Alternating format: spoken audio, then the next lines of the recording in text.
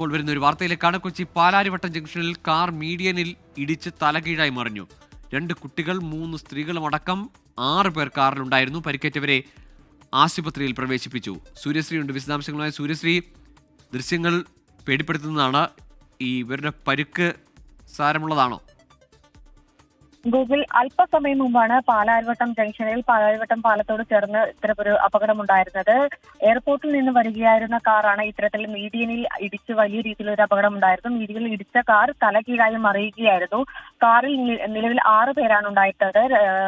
3 സ്ത്രീകളും 2 കുട്ടികളും ഡ്രൈവറുമടക്കം 6 പേർ സഞ്ചരിച്ചിരുന്ന കാറാണ് ഇത്തരത്തിൽ അപകടത്തിൽപ്പെട്ടത്. എറണാകുളം മെഡിക്കൽ സെന്റർ ആശുപത്രിയിൽ പ്രവേശിപ്പിച്ചിരിക്കുകയാണ്. അത്യാഹിത വിഭാഗത്തിലാണ് ഇപ്പോൾ പ്രവേശിപ്പിച്ചിരിക്കുന്നത്. ഇവരുടെ പരിക്ക് നിലവിൽ ഗുരുതരമല്ല. നിന്ന് വീട്ടിലേക്ക് വരികയായിരുന്നതിനിടെയാണ് ഇത്തരത്തിലൊരു അപകടം ഉണ്ടായിരുന്നത്. മീഡിയൻ ഇടിച്ച് കാർ തലകീഴായി മറിയുകയായിരുന്നു. നിലവിൽ പോലീസും